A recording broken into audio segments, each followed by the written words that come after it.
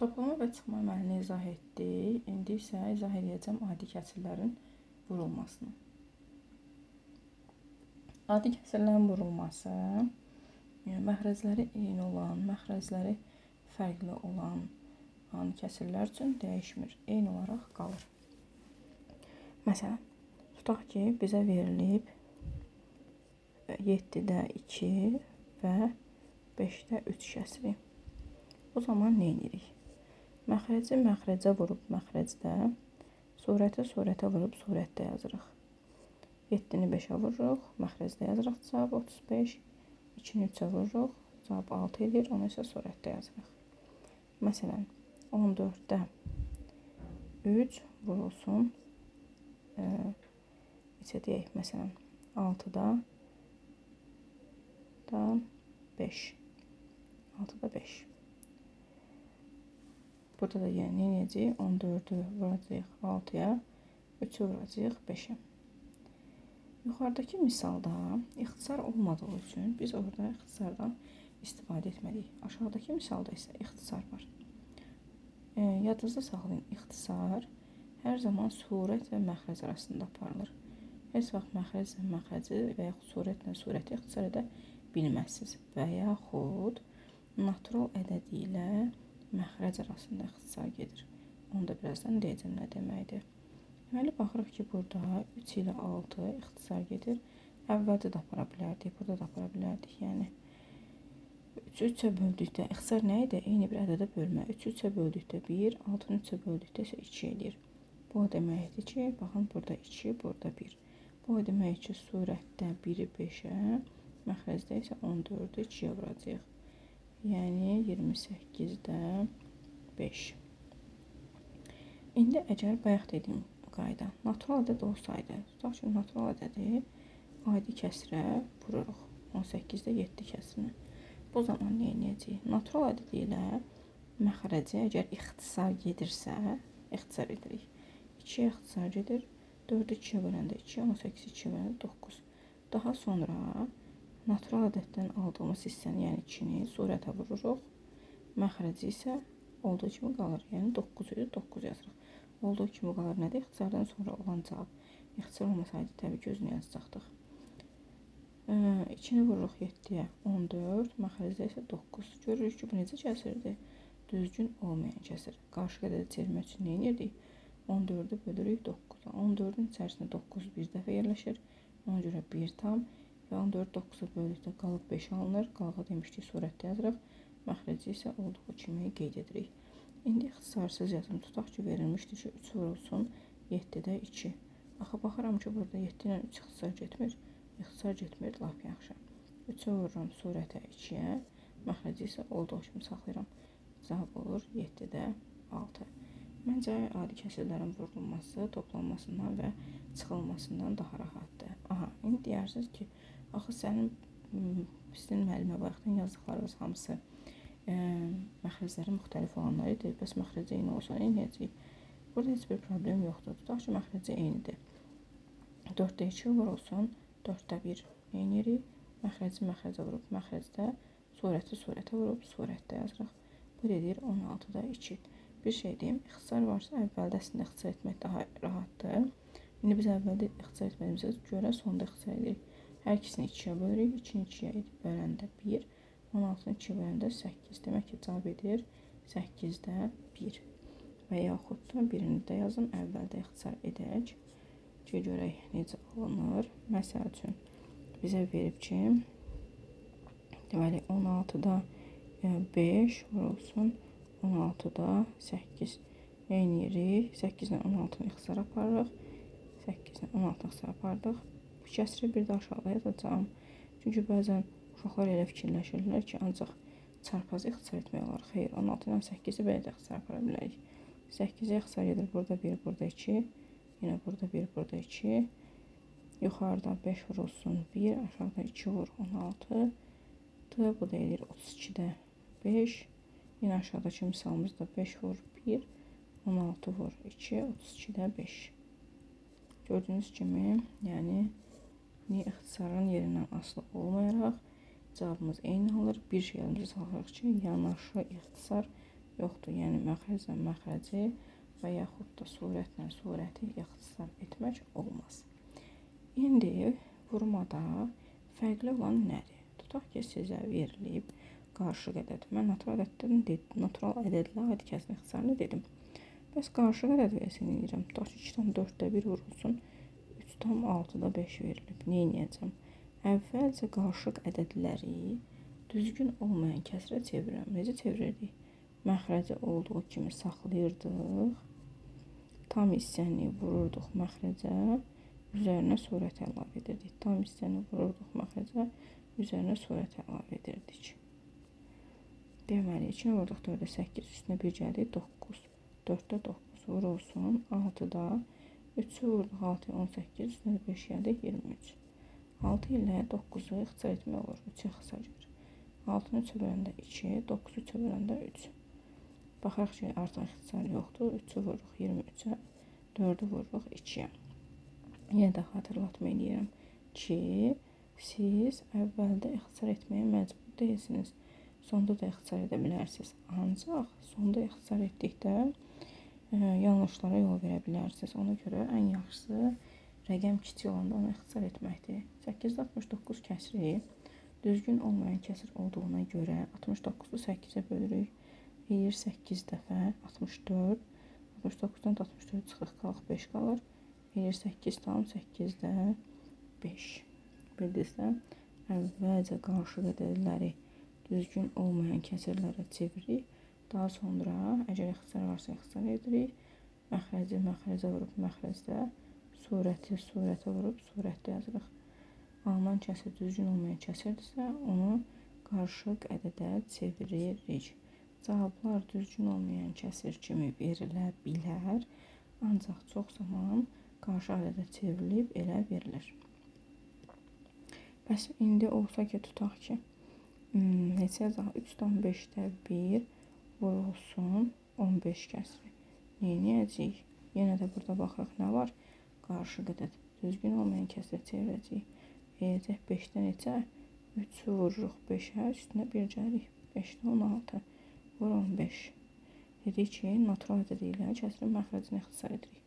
5-ə ixtisar getdi, 1, 3. Yuxarıda nə qaldı? 16 vurulsun 3, aşağıda nə qaldı? 1. 16-nı 3-ə vururuq 48. Məxrəcdə 1 olduqda onu yazmasaq da olar. Niyə? Çünki kəsr xətti bölmə deməkdir. 48-i 1-ə böləndə elə cavab 48-in özü edir. Mən yazdım ona görə ki, sizə göstərim nəyə görə 1-i yazmırıq. Amma surətdə olsa, məsələn, 48-də 1 alsaq, bəli, bu zaman 1-i yazarıq. Amma məxrəcdə 1 olanda onu yazmasaq da olar. Belə, bu arada natural ədədin sağda və ya solda olmasının heç bir fərqi yoxdur. 15 vurulsun 3/5-də 1 olsaydı, yenə də eyni qayda ilə edəcəkdik.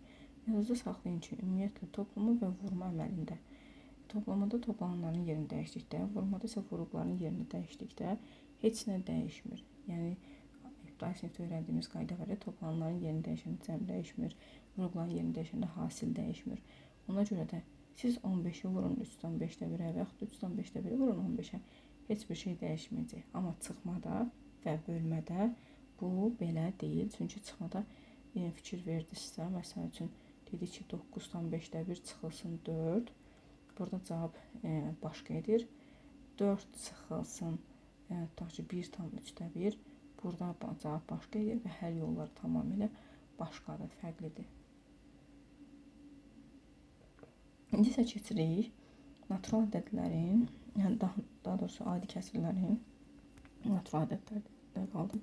İndi isə keçirik adi kəsirlərin bölünməsinə.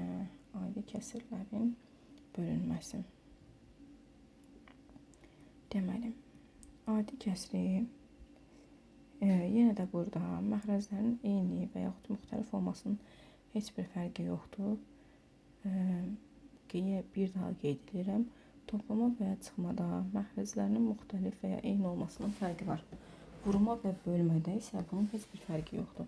Məxrəclər eynidir və ya müxtəlifdir. Heç bir fərqi yoxdur. Tutaq ki, verilib 7-də 2 bölünsün 14-də neçə yazaq? Məsələn 5. Nə edirik? Adi kəsrə böldükdə birinci kəsri olduğu kimi saxlayırıq. Yəni 7-2. İkinci kəsri isə surət və məxrəcinin yerini dəyişirik. Yazırıq 5-də 14. Ortada isə artıq bölmə yox, vurma yazırıq. Deməli, bölmədən inirik. Birinci kəsr olduğu kimi saxlayırıq.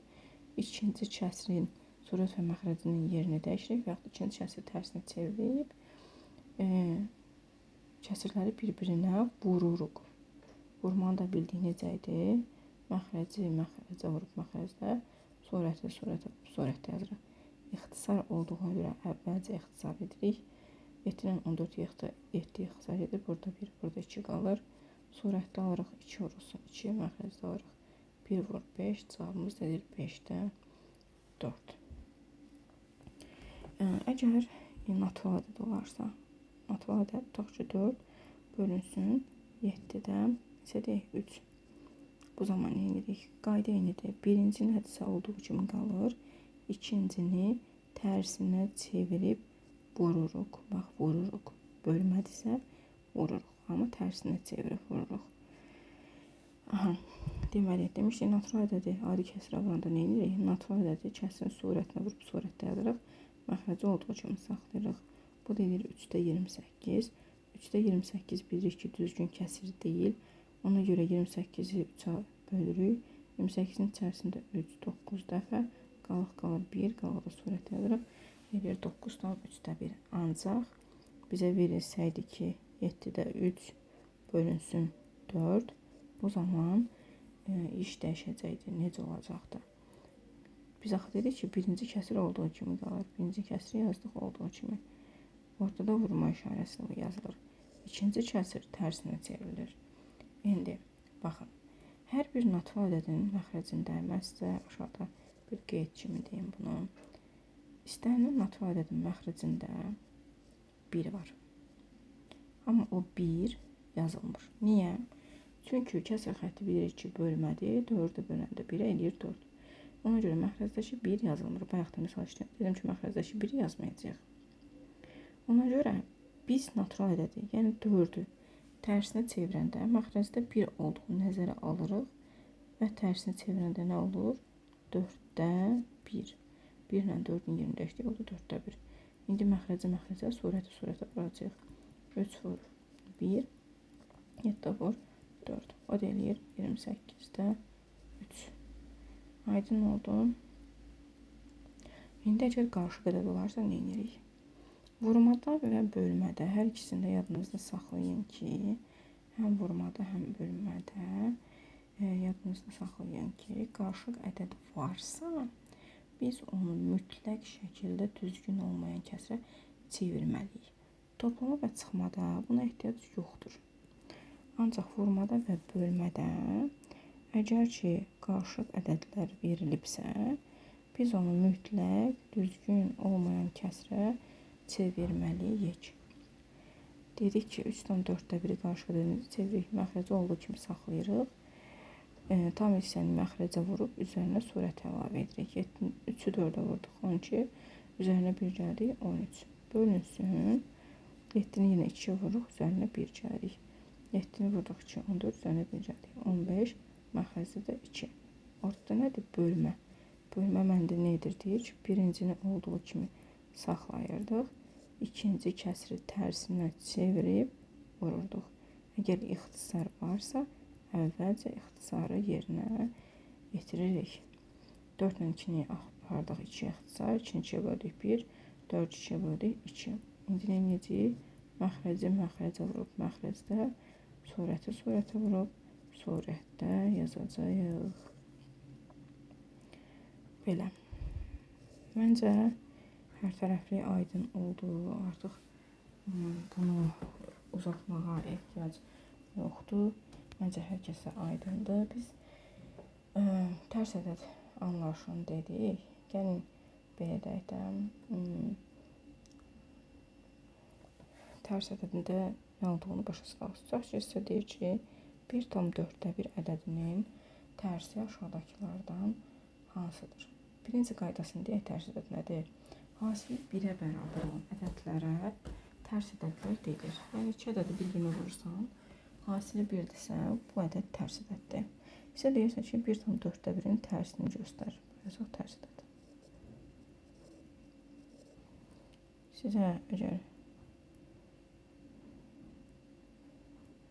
deyirsə ki, 1/4-1-in tərsini göstər, əvvəlcə onu düzgün olmayan kəsirə çevirirsiniz. 1-i 4 olur, üzərinə 1 gəlir, 5. Oldu 4-5. Tərsi nə olacaq? Məxrəc və surətin yerini dəyişirik. Tərs olacaq 5-4 və yaxud da verib ki, 7-3 kəsrinin tərsini göstər. Siz də yazırsınız ki, 3-7, amma cavablar içərisinə baxırsınız ki, 3-7 yoxdur. Tez gəlib deyirsiniz ki, ay müəllimə, axı mən 7-3-ün tərsini yazmışam da 3-7. Variantlarda yoxdur, tez səhvdir, neynəməliyəm? Deyim, neynəməlisiniz? 3-7 kəsiri necə kəsirdir? Düzgün olmayan kəsirdir. Siz 7-ni 3-ə bölürsünüz, eləyir 2. Qalxda nə qalır? 1. 2/3-1. Düzdür. Bütün testlərdə, yəni belə tamamı verilmir, amma təkrar verilən testlər olur. Hətta məsələn, oraya uyğunluğu seçin. Həmin uyğunluğu seçin içərisində həm 3-7 cavab olur, həm də 2/3-1 cavab olur. Uşaq 3-7-ni görür, cavabı götürür, amma 2/3-1-i fikir vermir. Deyir ki, bunun tam hissəsi var. Onu götürmür. Onda da təbii ki, variantın birini götür, birini götürməyəndə bu da yanlış olur. Yəni, bunu da yadınızda saxlayın ki, əgər siz 7-3 kəsirinin tərsini tapmışsınız 3-7, cavablar içərisində görməmişsiniz və yaxud görmüsünüz, amma yenə də mütləq şəkildə onun tam hissəsini tapın ki, düzgün kəsirə çevirin ki, birdən cavablarınızda 2/3-1 də olar. Bu arada mən 7-3-dən danışıram. Təbii ki, sizin testinizdə 7-3 olmayacaq, başqa rəqəmlər də olacaq. Bunu nəzərə alın, başqa rəqəmlər də olacaq. Demək, başqa rəqəm olacaq 100%. Başqa rəqəm olacaq. Bir də gəlin əməlləri izah etdik. Mən sizə adi kəsirlərin müqayisəsini izah edim. Adi kəsirlərin müqayisəsini məncə demədim. Müqayisəsi. Gəlin yazaq. Müqayisəsi.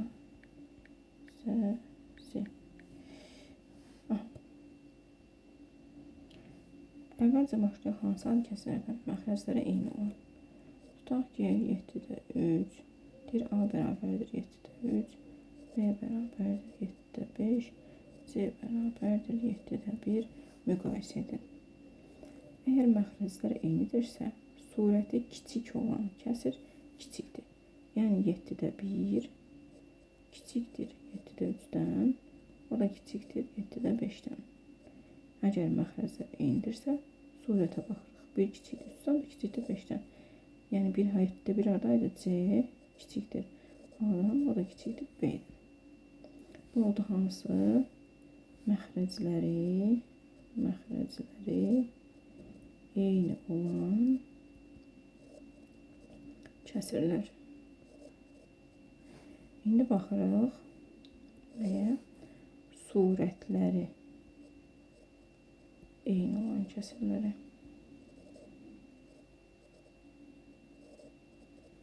Tutaq ki, surətləri verib ki, A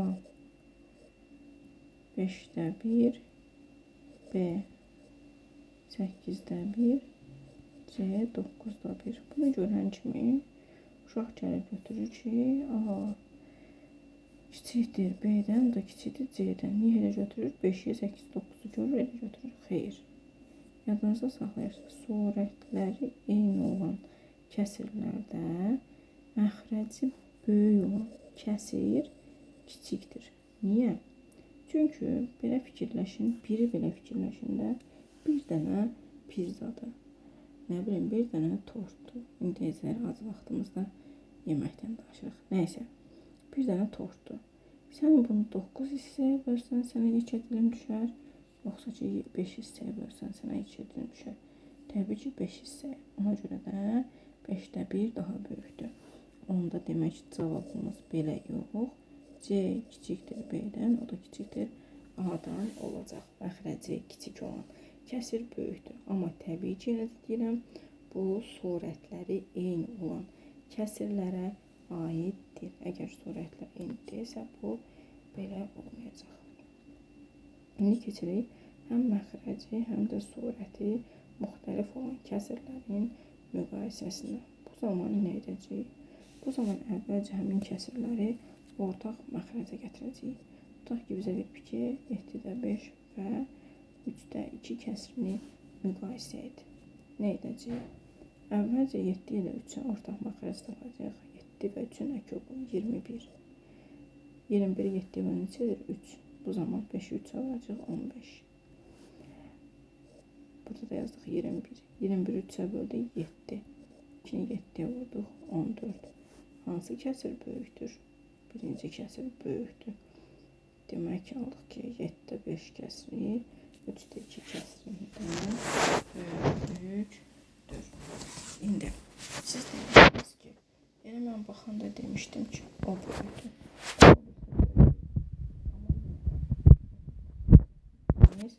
Daha düzgündür. Yəni sizə bir dənə qısa yox, belə deyək, daha əlverişli müqayisə tapmaq yolu deyim. Məsələn, sizə verirsə 7-də 4, 7-də 4, 10-da 7, 13-də 10 kəsirlərini müqayisə edin. Baxın, bu bundan neçə vahid böyükdür? 3, bu 3, bu 3, bu 3. Belə müqayisə sizə verildikdə hansı böyük kəsirdirsə, o da böyükdür. Yəni 13-də 10 böyükdür 10-da 7-dən, o da böyükdür 7-də 4-dən. Belə adi kəsirlərdə məncə başqa heç bir şeyə ehtiyac qalmadı. Adi kəsirlər mövzusu bitdi. İndi mən onluq kəsirləri müqayisə edəcəm. Onluq kəsirləri dərsini izah edəcəm. Ancaq onluq kəsirləri keçməmişdən qabaq onluq kəsirlərin adi kəsirlərə aid ikisinin ortaq bir qaydasını deyəcəm. Nədir? Tutaq ki, sizə deyilir ki, verilmiş adi kəsirlər, aşağıdakı adi kəsirlərdən hansını onluq kəsirlə ifadə etmək olur və yaxud da ifadə etmək olmur. Sizə kəsirlər verib ki, 20-də 3, 4-də 1, 35-də 3, sonra 80-də 13 və kəsirlər verib. Deyir ki, hansını onluq kəsir şəklində kəsirlə ifadə etmək olmur. Hansını onluq kəsir ilə ifadə etmək olmur. Bunu necə tapacaqsınız? Necə tapacaqsınız? Əgər məxrəci sadə vuruqlara ayırdıqda 2 və 5-dən başqa ədəd olarsa, bu zaman bunu onluq kəsir şəklində göstərmək olmur. 2 və 5-ə məxrəci sadə vuruqlara ayırdıqda, vuruqlar içərisində 2 və 5 varsa, bu zaman onluq kəsir şəklində göstərmək olur. Deyəsən çaşıb olmur dedim. Olur. Amma 2 və 5-dən fərqli ədəd varsa, bu zaman onluq kəsir şəklində göstərmək olmur. Bu nə deməkdir? 20-ni sadə vuruqlara ayırıram. 2, 10, 2, 5, 5, 1. Vuruqları nədir? 2 və 5. 4-ü sadə vuruqlara ayırıram. 2, 2, 2, 1. Vuruqları nədir? 2. Təkcə 2, təkcə 5 də olurlar. 35-i sadə vuruqlara ayırıram. Deməli 5, 7, 7, 1. Baxın 5 var, amma 7 də var. Axı mən dedim ki, 2 və 5-dən başqa ədəd ola bilməz. Demək ki, mən bu kəsiri onluq kəsir şəklində göstərə bilmərəm. İndi 80-i yazaq. 80-i 2-yə böldük 40. 42-yə 20. 22-yə 10. 12-yə 5, 5, 1. 2, 2, 2, 2, 5. Və yaxud da bir dənə də bunu əlavə edim. 25-də 3. 25-i sadə vuruqlara 5, 5, 5, 1. Baxın, təkcə 2 ola bilər. Problem deyil. Təkcə 5 də ola bilər. Həm 2, həm 5 də ola bilər. Ancaq 5 və 7 ola bilməz.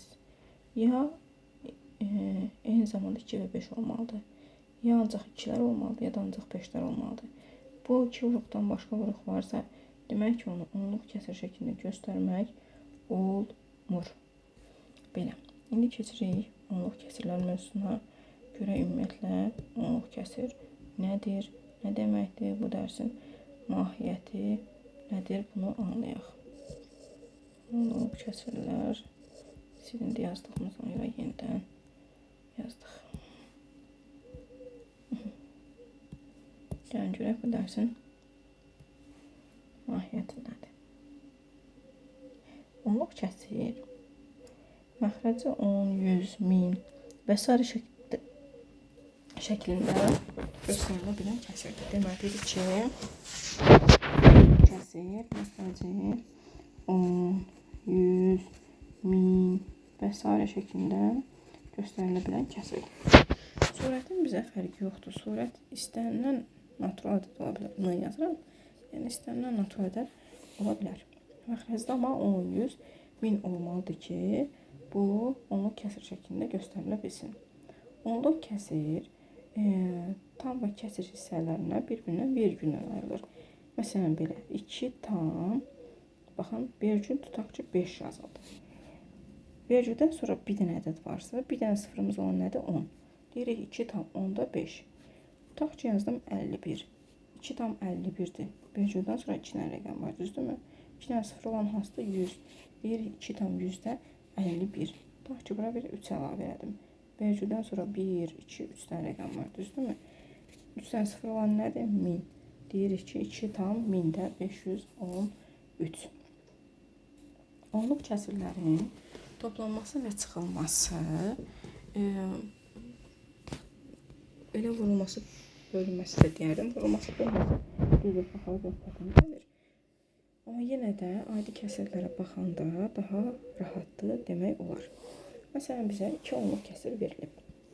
3 tam 10'da 5 üzərinə gəlsin 2 tam 10'da 6. Gəlirik, nə edirik? Əvvəl 3 tam 10'da 5'i yazdıq. Üstə gəlişməsini yazdıq. Vergülü vergülün altından birinci köçürürük. Bura 12 yazacağım. Vergüldən əvvəl nə var? 12. 12'ni köçdüm bura.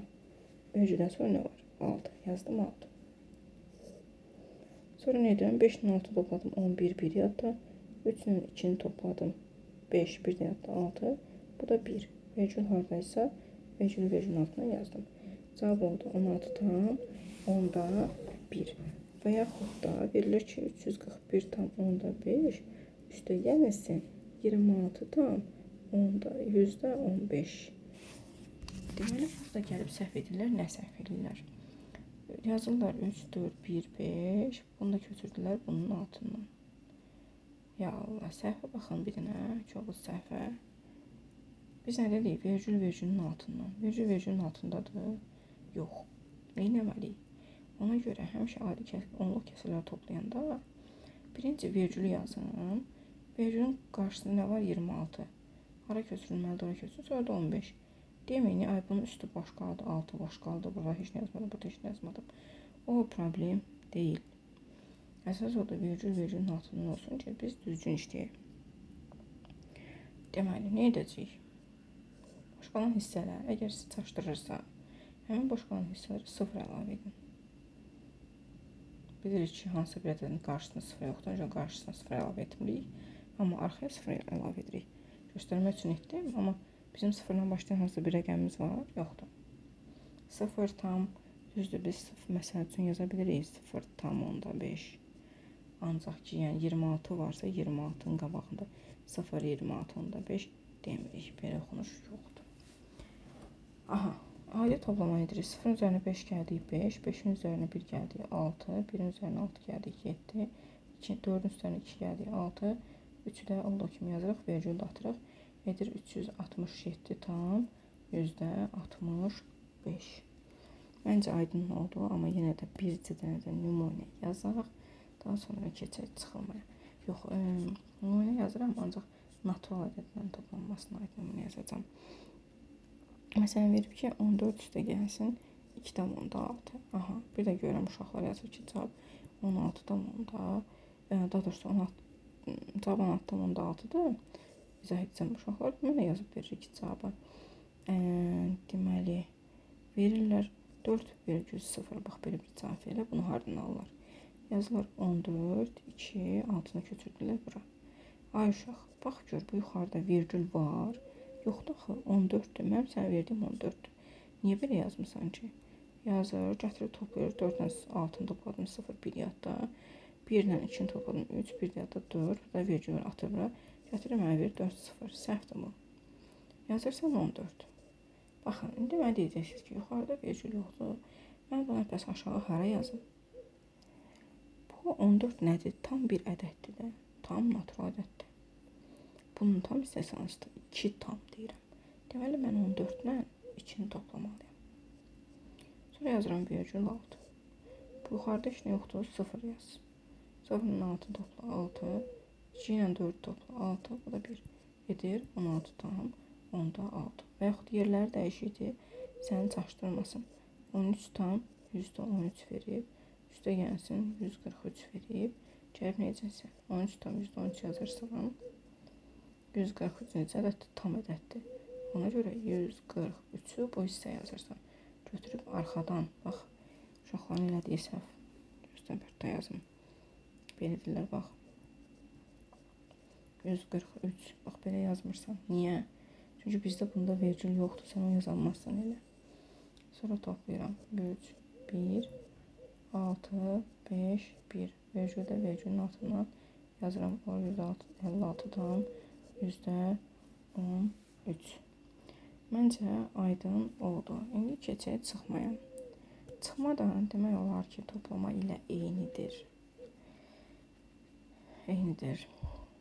Yəni orada da yenə tam hissə altından yazılır. Virgülün altından yazılır ki, İnsanın cavabını daha doğru, düzgün işləyib ala biləsiniz. Məsələn, verilib ki, 14,6 çıxılsın, 2,1. Necəsiz yazırsınız? 14,6 çıxılsın, virgül yazdım. 2 burada, 1 burada. 5, 2, 1. Cavab edir 12,5. Yaxşı, bəs eyni olmasa nə deyəcək? Tutaq ki, verib ki, 26 tam %15 çıxılsın. Deməli, 13 tam onda 6. Nə edəcək? Bax, belə yazmırsınızsa, bəziləri belə yazır. 6 yazsın deyə. Virgülə baxın. Biri burada oldu, biri burada. Belə olmaz. Yazırıq 26-dan %15. Burada 13 tam onda 6. Virgül, virgülün altından. Burada 0 yazırıq. 5-dən 0 çıxdım, 5. 1-dən 6 çıxmaq olmur. 1 verdim. 11-dən 6, 5. Burada 5 qaldı. 5-dən 3 çıxdım, 2. 2-dən 1 çıxdım, 1. 12 tam %55. Oldu mu? 12 tam %55. Belə. Sonra əgər natural ədəddən çıxmadsa, tutaq ki, 4 çıxılsın. 2 tam onda 9. Nə edirik? Yazırıq 4. Yenə tam hissəsi hansıdır? 2. 2-nin altından yazırıq. Sonra virgül 9 yazırıq. Yuxarı hissəsi boş qaldığına görə burası 0 əlavə edirik. Deməli, 4-ü gətirdik. 4-dən 1 tam verdik. 10. 10-dan 9-u çıxanda 1. Burada qaldı 3. 3-dən 2-ni çıxanda 1. Olur 1 tam onda 1. Və yaxud da 16 tam onda 5-dir. Çıxırıq 10-u. Neyini alt-alta yazanda 16 tam onda 5. 10-u 16-nın altına yazırıq. O da cavabımız eləyir 6 tam onda 5. 6 tam onda 5. Biz qarışıq yazdım misalları. Yəqin ki, amma dərsimizdə də onsuz ki, bunları izah etmişik. Bu təkrardır. Yəqin ki, təkrarda bu sizə aydın olacaq. Yadınızdan çıxıbsa da yadınıza düşəcək. Sonra indi keçirik onluq kəsirlərin vurulmasına və bölünməsinə. Onluq kəsirlərin vurulması. Vurulmasında nə edirik? Yenə virgülü virgülün altından yazın. Əvvəla bunu deyək ki, virgül virgülün altından yazılır. 2,6 vurulsun. 3,3. Normal natural ədəddən bizə vurursa vurduq. 3, 6 vurduq. 18, 1 yadda. 3, 2 vurduq. 6, 1 yadda. 7. Yenə də 3 olduğuna görə eyni şey olur. Toplayıq 8, 5, 8. İndi gəlib virgülü virgülün altından yazmayın. Düzgün deyil. Virgül virgülün altından yazmırıq. Nə edirik? Baxırıq bura. Baxın bu hissəyə. Vergüldən sonra istənilən rəqəm var. 2 dənə. Onda sayırıq. Sağdan sola doğru. 1, 2. Vergül atırıq. 1, 2 sayıb vergül atırıq. Və yaxud da başqa bir misal yazaq. 1 tam %23 vurulsun 2 tam onda 5. Yazıram 1 tam %23. Yine vergülün altından 2 tam onda 5'e vurulsun. 3'ü 5'e vurdum. 5 bir yadda. 10, 11, bir yadda 6. 2'ni 3'e vurduk. 6, 1, 6. 2'ni 2'ye vurduk. 4. 2'ni 1'e vurduk. 2. Toplayırıq. 5, 7, 0, 3. Baxırıq. Vergüldən sonra 3 dənə rəqəm var. 3 dənə rəqəm var. 1, 2, 3 sayıb vergül atırıq. Sonra məsələn özümüzdən yenə yazaq. Deməli 4 tam onda 6 vurulsun 0 tam %15. Yazıram 4 tam onda 6 vurulsun 0 tam %15. Fikir verdiniz vergülün altındandır.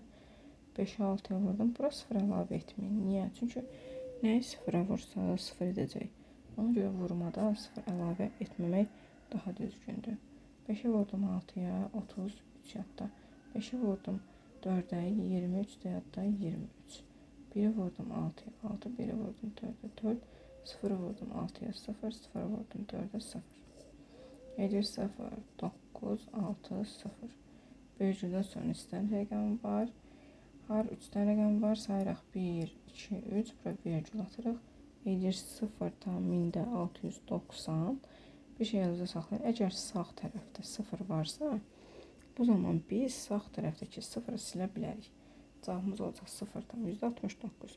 Cavablarda 0 tam %690 da verə bilər. Amma verməyə də bilər. Verməyəndə o sizi çaşdırmasın.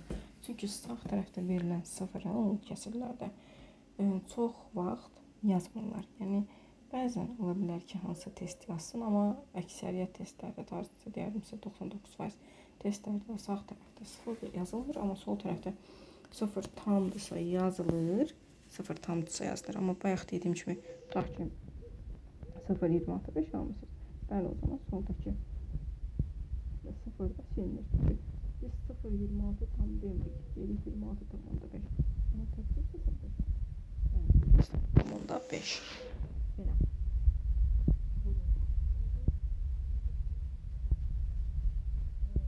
Məsələn, bu onu kəsirləri. Bir də natural da vurma demədim, bir dəqiqə bunu da deyək sonra.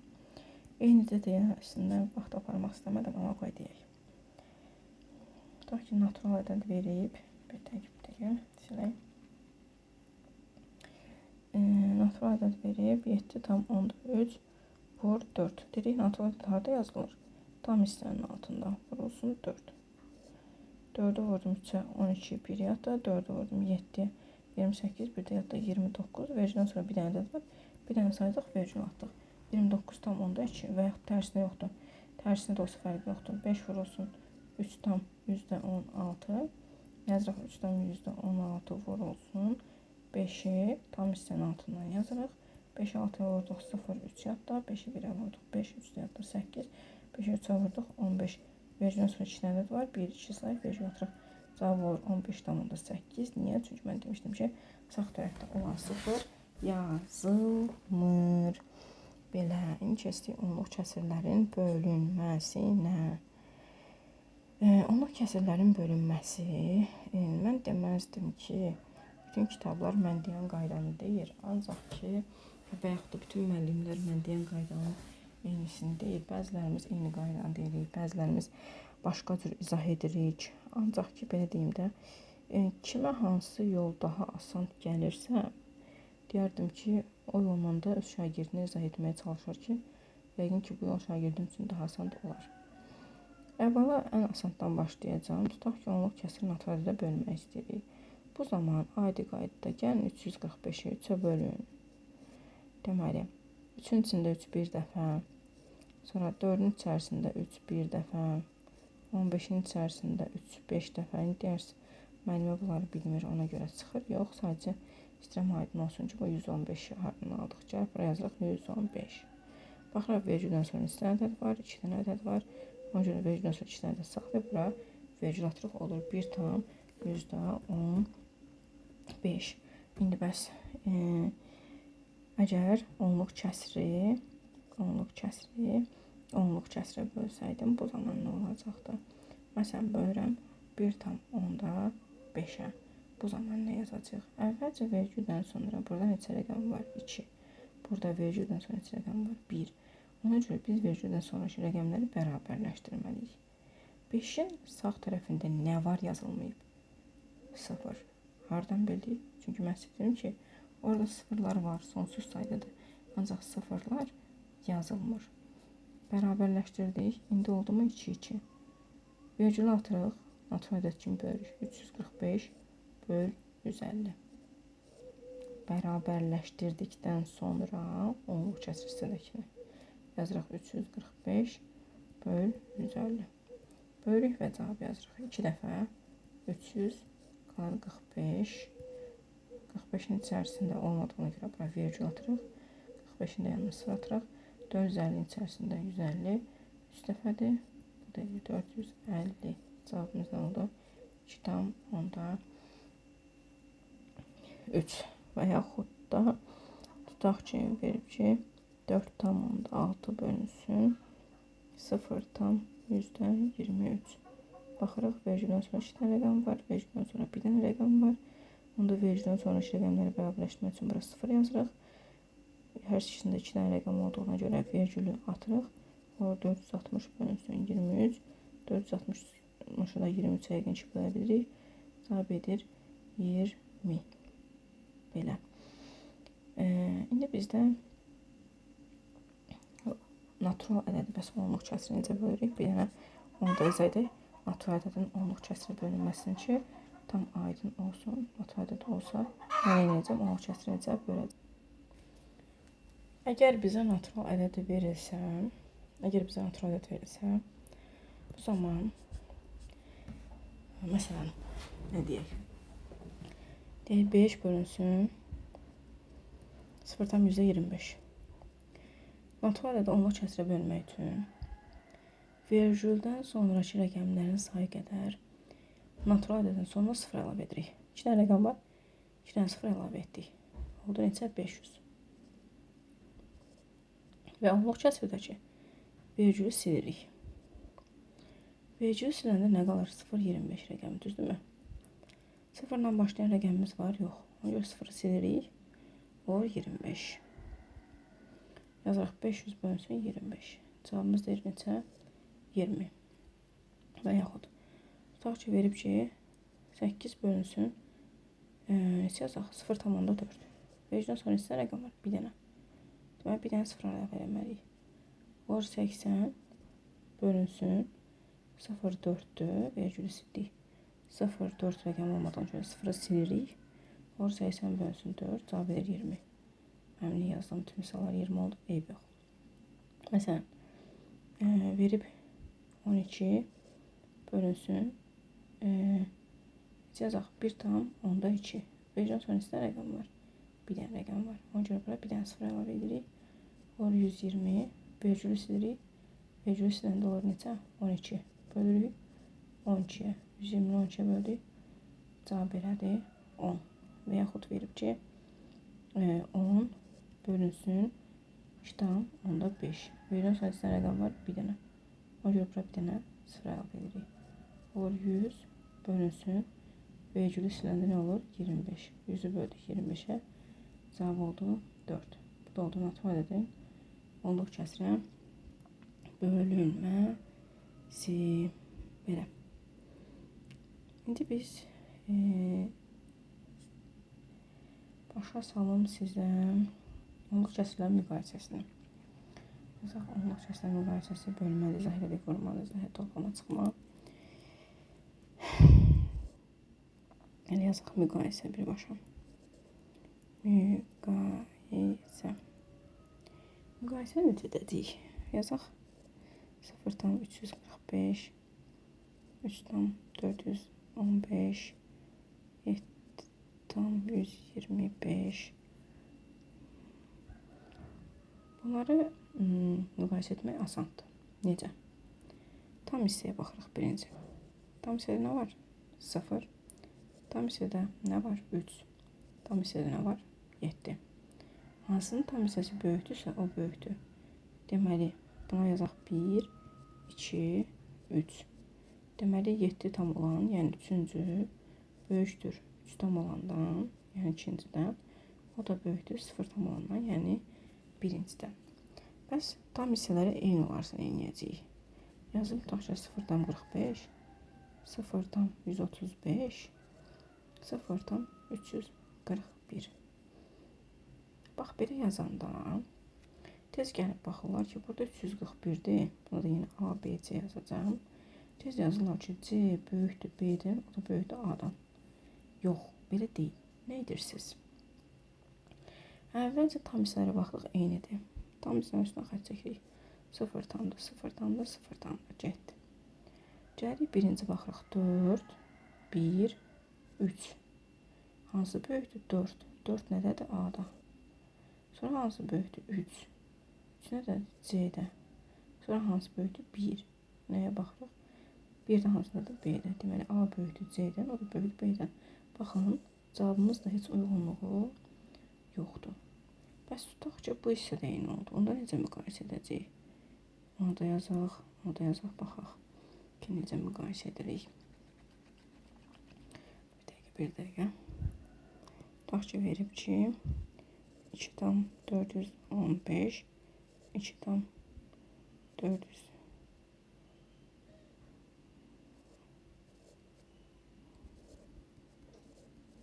Baxın.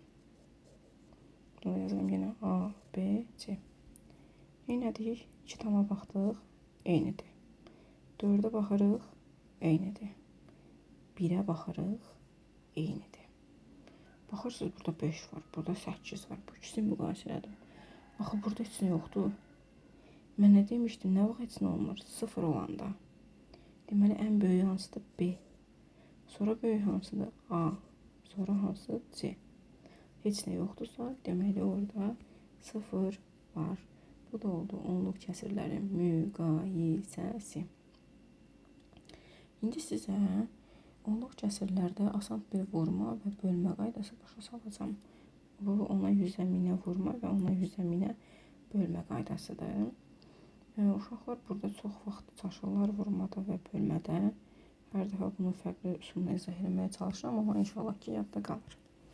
Tutaq ki, mənə verib 3 tam 154 vurulsun 10. Və yaxud da gəlin 3 tam yazmayaq, 31 tam yazaq. Belə yazaq, bir dəqiqə fikirləşim. 7, bax belə yazaq. Vurulsun 10. Bir də bölünsün 10. İndi bir şey fikirləşin. Bu vurmada bölmədə çaşırsınızsa, sadəcə bunu düşünün. Mən, tutaq ki, mənim 10 manat pulum var. Bunu deyirlər ki, vururam ona, nə qədər eləsə sənə o qədər pul verirəm. Və yaxud da bölürəm 10 yerə, nə qədər düşsə sənə o qədər pul verirəm. 10 yerə bölsə sənə çox pul verər, yoxsa ona vursa sənə daha çox pul verər. Təbii ki, 10 manatı ona vursa sənə 100 manat pul verəcək. Amma 10 manatı ona bölsə sənə 1 manat pul verəcək. Demək ki, vuranda nə olur? Ədəd böyüyür. Ədədin böyüməsi üçün, baxın, ədəd oxu anlaşılır. Ədəd oxunun mərkəzində 0, sağda natural ədədlər 1, 2, 3, 4 və s. Solda isə mənfi ədədlər yerləşir. Biz hələ bunları keçməmişik, amma sadəcə deyirəm. Natural ədədləri keçmişik. Baxın, sağa getdikcə ədədlər nə edir? Böyüyür. 1, 2, 3, 4 və s. Demək ki, mən ona vuranda bu vergülü nə etməliyəm? Sağa sürüşdürməliyəm. Nə qədər sağa sürüşdürməliyəm? 0'ın sayı qədər.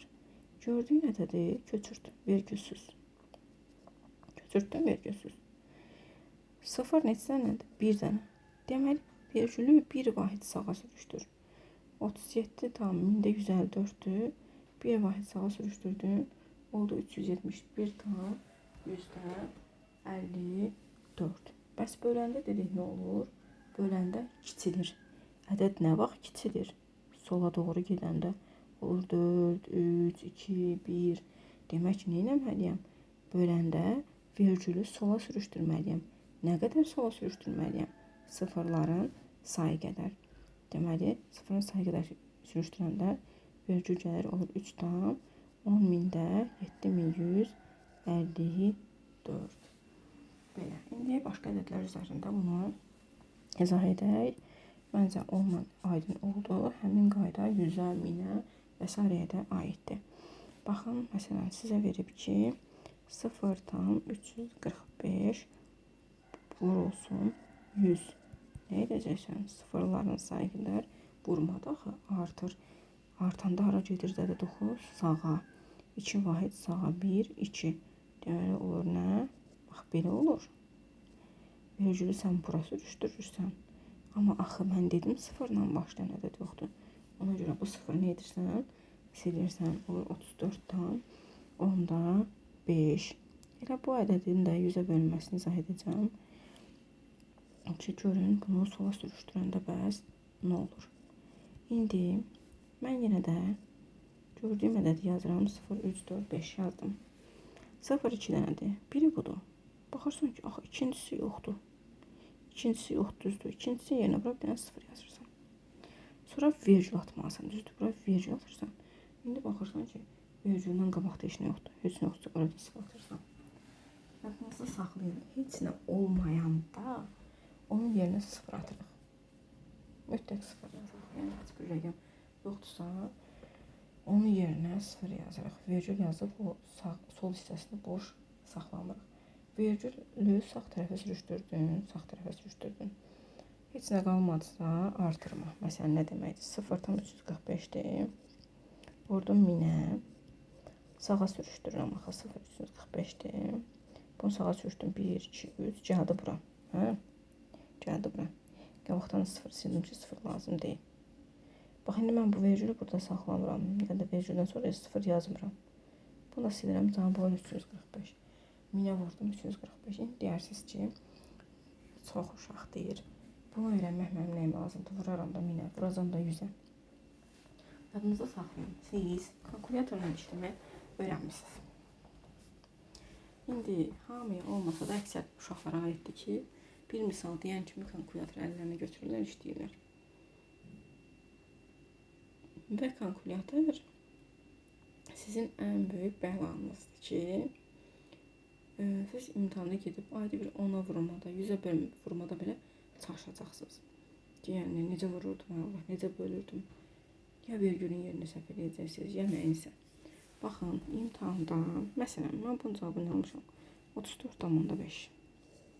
İmtahanda həm 34,5 cavab olur. Həm 3,45 cavab olur. Həm 0,345 cavab olur. Düşünün bu cavablardan bir dənəsini götürməlisiniz 34,5. Vergül məsələsinə görə səhv götürürsünüz. Qapalı sualdırsa 3,1 balınız getdi. Boş yerdən getdi sizin bu balınız. Belə. Məncə bu hissədə aydın oldu. Ona 100'ə vurma və bölmə. İndi mən bu ona 100'ə vurma və bölməni bir də natural ədədlər üzərində izah edim. Çünki natural ədədlərdə deməmişəm. Ona görə də natural ədədlər üçün də bunu izah edim. Çünki onluq dərsi keçməmişdik. Mən istəmədim natural ədədlərdə onu izah edib baş qarışdıram. Tamam, indi onluq kəsrlər dərs keçdiyimizə görə artıq mən bunu izah edə bilərəm. Məsələn, natural ədəd 45, geri vur 10. Bu təbii ki, alınacaqsan 450. Bizə çətin olan nədir? Bunun bölməsi. 45 bölü 100. Sıfırların sayı qədər böləndə dedik, neyinir?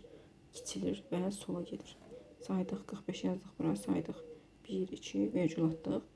Sola tərəfdə heç nə yoxdur, 0 atdıq. Olur 0,45 və yaxud 45 bölünsün 1000. Deməli, 45 sıfırın 2 dənəsini apardı. Sıfırın biri qaldı axı. Onun yerinə 0 yazırıq. Sonra vergül, sonra 0. Belə. Bölə bilərsiniz. Mən sizə demirəm, bölə bilməzsiniz. Yazın bölünsün 1000. Burada belə uşaqlar çaşır. 45'in içərisində 1000 yoxdur, 0 yazır. Götürür, bura götürür, özündən 2'dən 0 artırır. Yazır 4. Olmaz elə. Yəni bölməni səhv elədirsə, avtomatik cavabınızda Sən fikir edəcək, mən o bölməni eləmirəm ki, fikrinizi o bölməyə yox. Mənim öyrətdiyim bölməyə köklüyən siz bu bölməni öyrənəsiniz. Belə. İndi nə izah edək? Biz ona 100-ə 1000-ə vurmanı və bölməni öyrəndik. İndi öyrənirik. 0,1, 0,100-də 1 və s. vurma. Bir də bölməni öyrənəcək. Birinci vurmanı deyincə çaşmayaq. Baxın, tutaq ki, 73,16 vurulsun 0,1.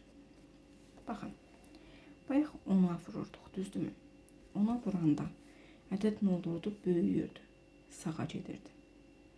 Bu nədir? 0,1. Baxın, necə yazılır? 10'da 1. Bu ona nə etməkdir? Ona bölməkdir, düz deyil. Ona bölmədir. Ona görə siz fikirləşməyin ki, 0,1'ə də vuranda vergül sağa gedəcək. Xeyr. 10'da 1'ə vurma ona bölmək deməkdir. Yəni bir-birinin tərsidir. Ona böləndə də vergül nə olurdu? Sola gedirdi. Vergülümüz gedəcək sola. Bəs nə qədər sola? Vergüldən sonraki rəqəmin sayı qədər. Yəni vergüldən sonra bir dənə rəqəm var. Ona görə də bir vergül sola sürüşəcək. Olacaq 7,316. Və yaxud verib 73,16 vurulsun 0,1.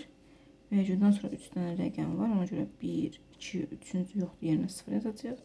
0,7316. Qarşısına vergül atacaq və 0 tam. Bəs böləndə nə olur? 73,16-nı böləndə 0,1'ə. İndi mən bilirəm, mənim ağıllı uşaqlarım orada deyir ki, əgər vuranda mən bunu sola sürüşdürdümsə, deməli böləndə nə edəcəm? Sağa sürüşdürəcəm. Bəs birdən sizə sual yaranar ki, elə bu da 10'da 1'dir də, niyə böləndə sağa sürüşdürdüm? Baxın, 10'da 1'ə nə edirəm? Bölürəm. Biz bölmədə nə demişdik? Tərsinə çevrilib vurulur. Tərsinə çevriləndə bu nə olur? Ona vurma. Ona görə də böləndə biz onu ona vurmuş oluruq. Və ona vuranda nə edirik? Vergülü sağa sürüşdürürük. Vergüldən sonraki rəqəmin sayı qədər bir dənə rəqəm var. Vergül gəlir bura. Olur 731,6 və yaxud da vuraq 1000-də 1'ə. Daha doğrusu bölək 1000-də 1'ə. Vergüldən sonra 3 dənə rəqəm var. 1, 2, 3-cü yoxdur, yerinə 0 yazacaq. Yazacaq 73,160. Ümid edirəm ki, bu da aydın oldu. İndi bizdə nə qaldı? Onluq kəsirlərin bir növdə var ki, dövrü onluq kəsirlərdir, saf dövrü onluq kəsirlər və qarışıq dövrü onluq kəsirlər. İndi biz saf dövrü onluq kəsir nədir, qarışıq dövrü onluq kəsir nədir? Onu izah edəcəyik, onlara baxacağıq. Dedik ki, dövrü onluq kəsirlər 2 hissəyə ayrılır. Buraya yazaq dövri onluq. Dövri onluq kəsirlər.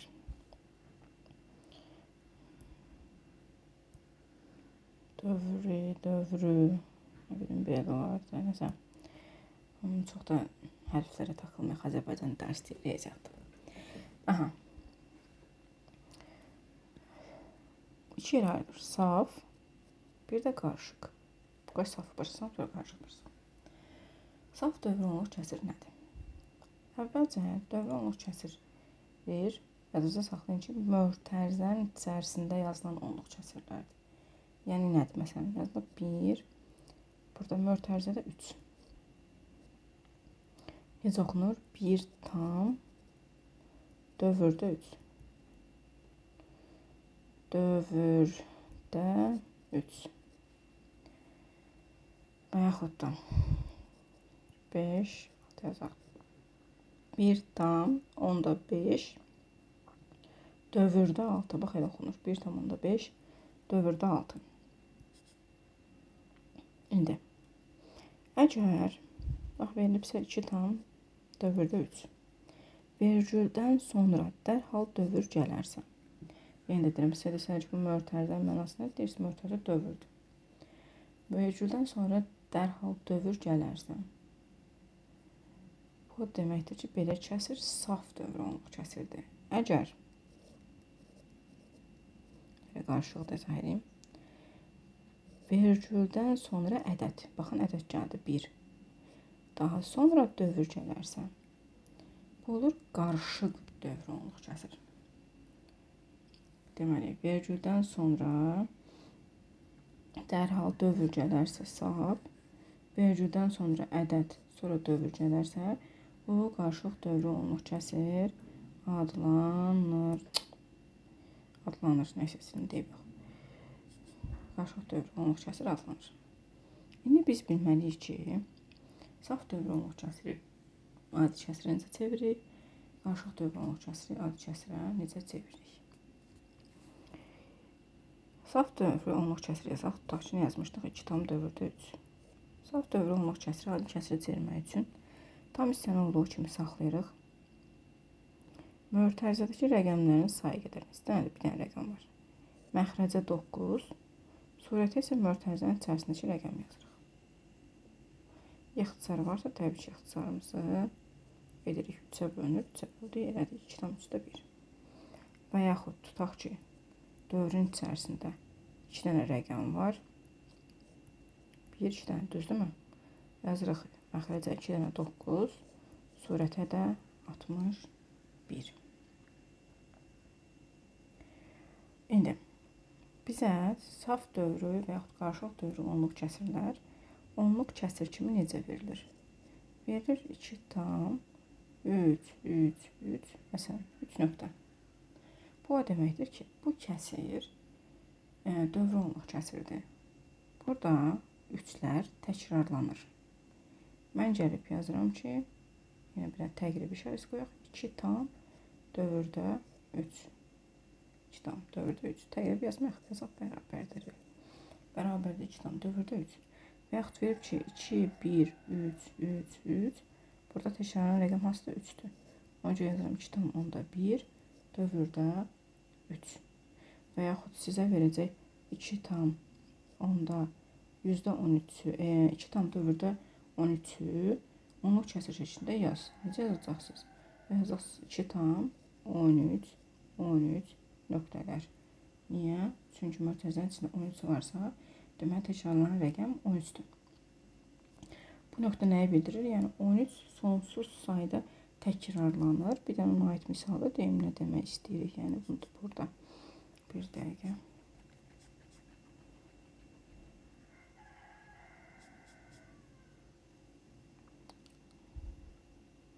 Taxçıya verilib ki, nə yazaq? Fikirləşim yazım ki, düzgün olsun. Bax, 19 bölünsün 9, hə? 19'u 9'a bölün nə edir? 2, 18. İçərisində nə qalır? 1. 1'in içində 9 yoxdur, vergi atırıq. Onun içində 9 bir dəfə. 1, 9'a 9. Yenə 1. Yenə onun içində 9 bir dəfə. 9. Yenə onun içində 9 bir dəfə. Yəni bu həmişə 10 olaraq təkrarlanacaq. Bu demək ki, mən bu sonsuz sayda birlər olacaq.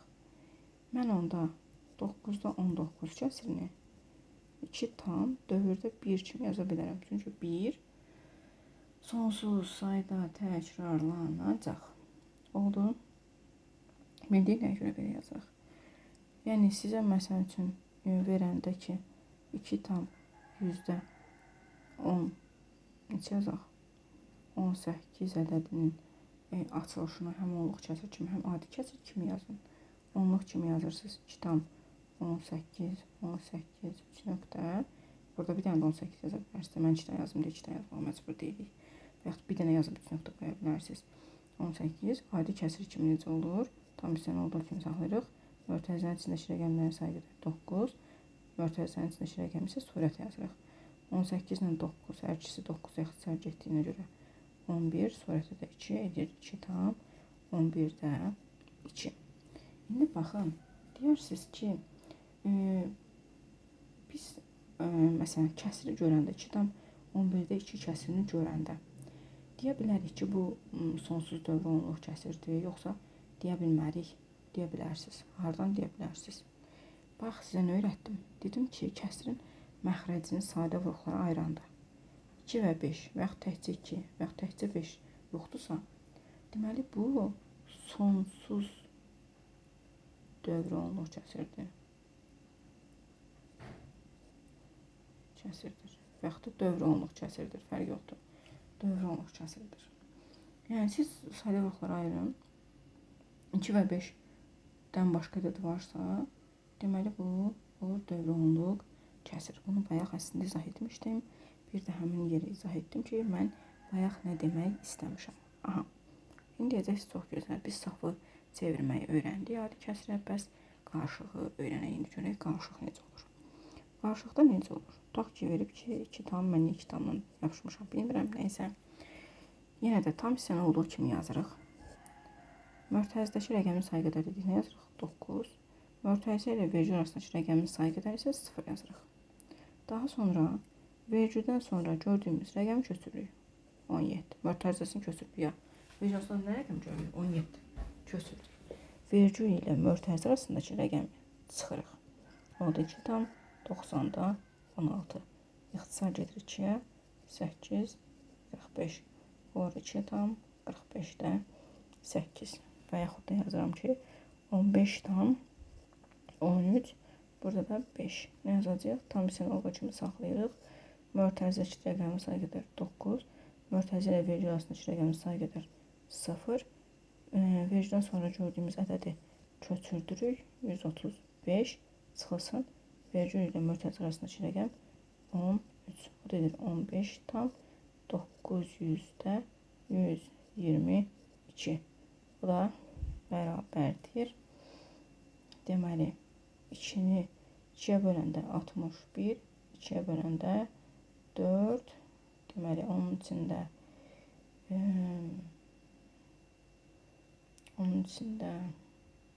2, 450. Bir anlıq bölünməm, 450-də 61, əvvəldə nə var idi? 15 tam 450-də 61. Bildiniz, əgər qarşılıq dövrü olunluq kəsirdirsə, yenə də tam hissənin işimiz yox, tam hissə olduğu kimi qalır. Mörtəzədəki rəqəmlərin sayı qədər 9, mörtəzə ilə vergül arasındakı rəqəmin sayı qədər 0 yazırıq. Vergüldən sonra nə rəqəm görürsə hamısını köçürdürük və vergül ilə mörtəzə arasındakı rəqəmi çıxırıq. Belə. Bu da bu qayda məncə aydın oldu. Bir də bunu başa sala nə yadıma düşdü? Ola bilər ki, aramızda onluq kəsirə, adi kəsirə çevirməyi bacarmayanlar olar və yaxud da adi kəsir, onluq kəsirə çevirməyi bacarmayanlar var. Ona görə mən onu mütləq izah etməliyəm. Yəni bu qədər qaydanı izah edeyim, o hissəni izah eləməyim olmur. Nədir? Məsələn, adi kəsirdir 5-də 4. Yenə də deyirəm, mən birinci baxıram. Məxrəcdə 2, 5 bunlar varsa, mən bəli, onu onluq kəsirə çevirə bilirəm. Yoxdursa çevirə bilməyəcəm, boş yerə əlləşməyim. Dedik ki, kəsir xətti nə demək? 4. Gəlin 4-ü bölürəm 5-ə. 4-ün içində 5 varmı? Yoxdur. Yazıram 0 tam. Bura 0 atıram. 40-ın içində 5, 8 dəfə 8 5-ə vurdum, 40. Çıxılsın, bura 0. Cavab oldu 0 tam onda 8. Və yaxud da 8 bölünsün 125. 125-də 8. Gəlirəm 8-i bölürəm 125-ə. 8-in içində 125 var, xeyr, yazıram 0, virgül. Bura atıram 0. 80-in içində 125 var, xeyr, yazıram 0.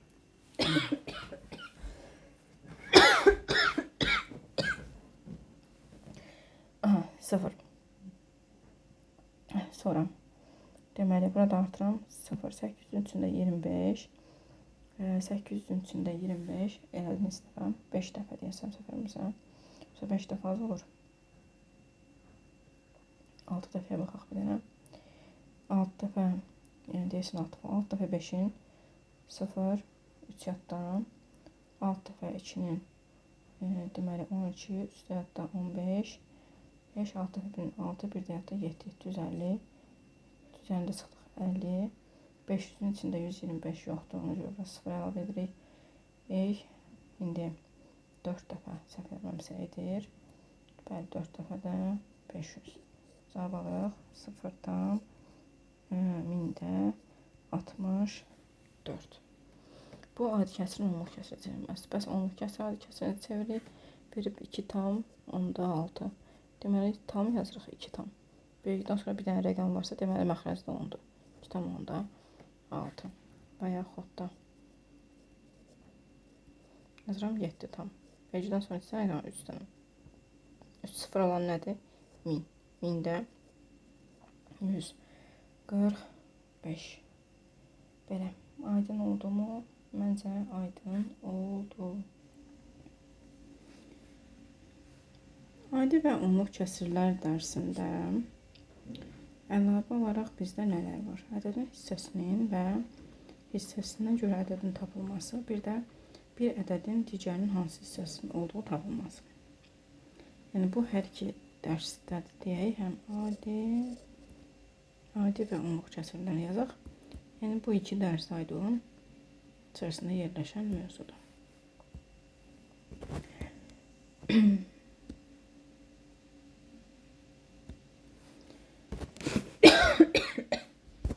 Necədir? Birinci yazaq nə? Ədədin hissəsinin tapılması. Ədədin hissəsinin tapılması. Ədədin hissəsini tapmaq üçün ədədi, yəni verilmiş ədədi hissə göstərən ədədə vurmaq lazımdır. Tutaq ki, deyir ki, 15-in 4də 3 hissəsini tap. Nə edirik? 15-i vururuq 4də 3-ə. 15-i vururuq 3-ə, bölürük 4-ə. Edir 4də 45. Və yaxud da düzgün olmayan kəsir olduğuna görə 45-i 4-ə bölürük, edir 11 tam 4də 1. Və yaxud da deyir ki, 20 ədədinin 5də 4 hissəsini tap. Nə edirik? 20-ni vururuq 5də 4-ə. Burada ixtisar olduğuna görə ixtisar edəcəyik. 20 ilə 5 ixtisar edirik. Edir 4. Burada 1. 4-ü vururuq 4-ə. Məxrəcdə 1 onda demişəm yazılmır. Ona görə yazmıram. 4-ü vururuq 4-ə. Cavab edir 16. Bu oldu ədədin hissəsinin tapılması. Nə edirik dedik? Ədədin hissəsini tapmaq üçün ədədi hissə göstərən kəsrə vururuq. İndi bəs hissəsinə görə ədədin tapılması. Hissəsinə görə ədədin tapılması. Hissəsinə görə ədədi tapmaq üçün ədədi hissə göstərən bir dəqiqə, bir dənə misal deyim. Tutaq ki, deyir ki, 4də 3 hissəsi 12 olan ədədi tap. Hissəsinə görə ədədi tapmaq üçün ədədi hissə göstərən kəsrə bölürük. Ədəd nədir? 12. 12-ni bölürük 4də 3-ə. Böləndə demişdi, nə edirik? Birincinin olduğu kimi saxlayırıq. İkincisini tərsinə çevirib vururuq. 12 ilə də 3 ixtisar yaparaq 4. Yəni də 4-ü vururuq 4-ə 16. Rəqəmləri ixtiyarı seçirəm. İndi eyni halda müəyyən ixtiyar bir rəqəm demişdim. Və yaxud da deyir ki, 5də 3 hissəsi 60 olan ədədi tap. Ədədi tap. Nə edəcəyik? 60-ı böləcəyik 5də 3-ə. Və yaxud da 60-ı vuracağıq 3də 5-ə. 60-ı 3-ə böləndə 20. 20-ni də vururuq 5-ə. Edir neçə? 100. Belədir 100. Bu oldu nə? Hissəsinə görə ədədin tapılması. İndi dedik ki, bir ədədin digərinin hansı hissəsi olduğunu tapmaq üçün nə edirik? Nə deməkdir? Tutaq ki, deyir ki, 15 ədədi 60 ədədinin hansı hissəsidir? Bir ədədin digərinin hansı hissəsi olduğunu tapmaq üçün birinci ədədi ikinci ədədə bölürük. Yəni 60-ı bölürük 15-ə. Burada da ixtisar gedir. 15-ə ixtisar gedir. Cavab edir 4də 1 hissəsidir. Başqa bir misal da deyək buna aid. Tutaq ki, deyək ki, 20 ədədi neçə deyək? 65 ədədinin hansı hissəsidir?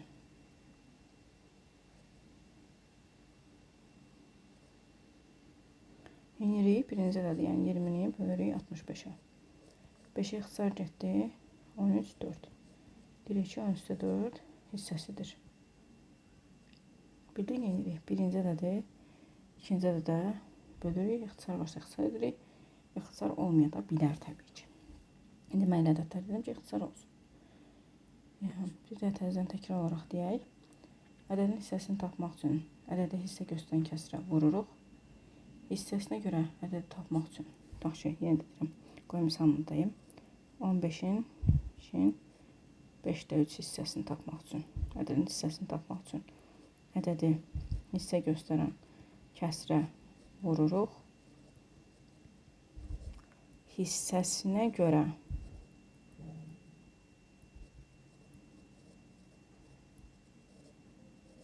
ədədi tapmaq üçün ədədi hissə göstərən kəsrə bölürük.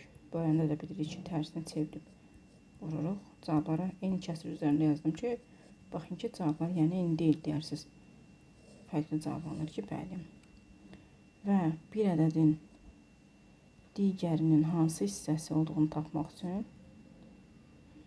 5 ədədi, tutaq ki, 35 ədədinin hansı hissəsidir?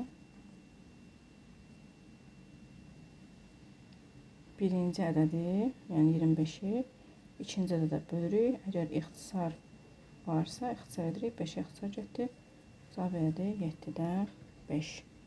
Məncə bu da aydın oldu. İndi adi və ki, onluq kəsrlərdə bəzi məsələlər var ki, o məsələləri izah etmək istəyirəm ki, o məsələləri də yazanda çətinlik çəkməyəsiniz. Birincisi, hovuz məsələləridir. Hovuz məsələlərini izah edim. Nədir? Tutaq ki, deyir ki, bir işçi hovuzu 5 saata doldurur. Biri, qoy yazım dediyimi də, birinci işçi 5 saata doldurur hovuzu. İkinci işçi 6 saata doldurur. Birlikdə işləsələr işi hovuz neçə saata dolar? Birlikdə işləsələr deyir hovuz neçə saata dolar. Onda nə edirik? Bax, bir hovuz 5 saata dolursa, onda 1 saata hovuzun 5də 1 hissəsi dolur. O birisi 6 saata doldurursa, deməli 1 saata hovuzun 6da 1 hissəsini doldurur. Biz bunları, yəni 5də 1 və 6da 1 kimi yazırıq və toplayırıq. Bu da nədir? Ortaq məxrəcə gətirilməli. Kəsilən ortaq məxrəcə gətirilməz. Ortaq məxrəc edir 30. Neyirdik? Çarpaz vururuq 6-nı bura, 5-də bura. 6 üstə gəlsin 5. Edir 30-da 11. Ya Allah, getdilər, cavab götürdülər, 30-da 11 o da səhv çıxdı. Niyə? Axı sənə desə ki, hansı hissəsidir?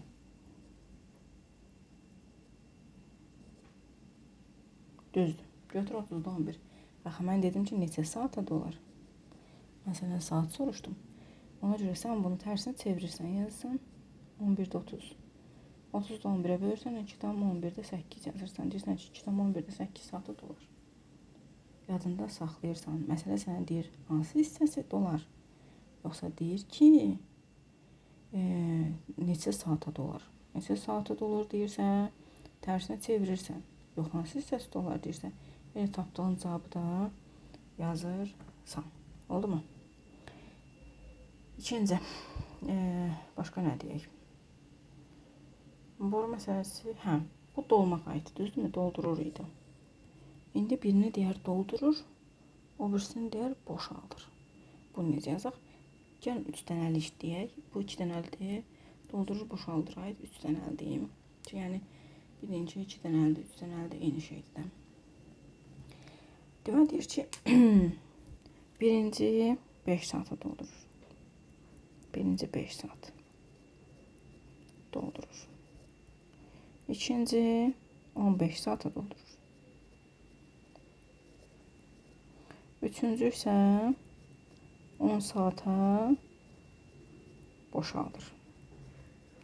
mən bayaqdan əziyyət çəkim doldurum, gəlsin bu sözü boşaltsın. Əgər boşaldır sözünü görsəz neyinirsiniz? Boşaldır sözü olanda çıxırsınız. Doldurur sözü üstə gəlirsiniz.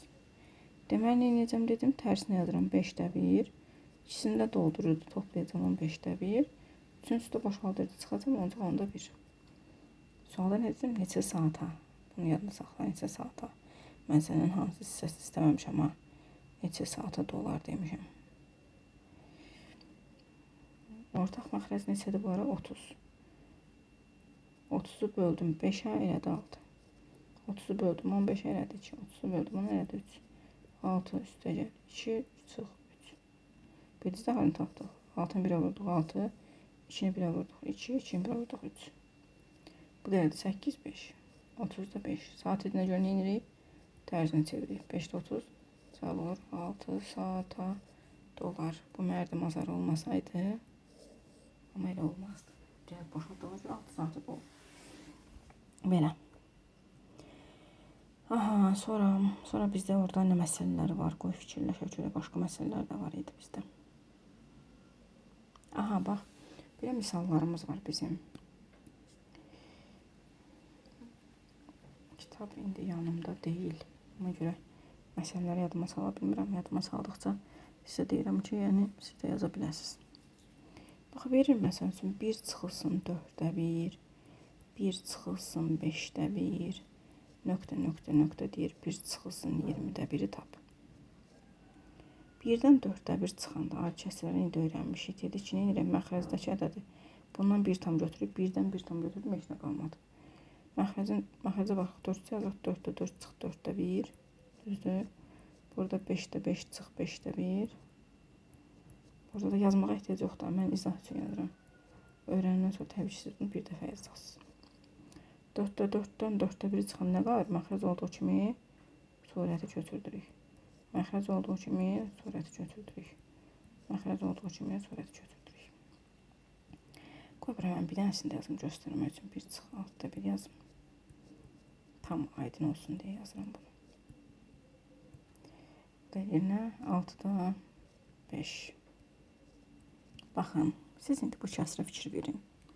Nə olur? Bununla bu ixtisar gedir, bununla bu ixtisar gedir. İndi burada olacaq ixtisar gedəcək. Belə, bununla da.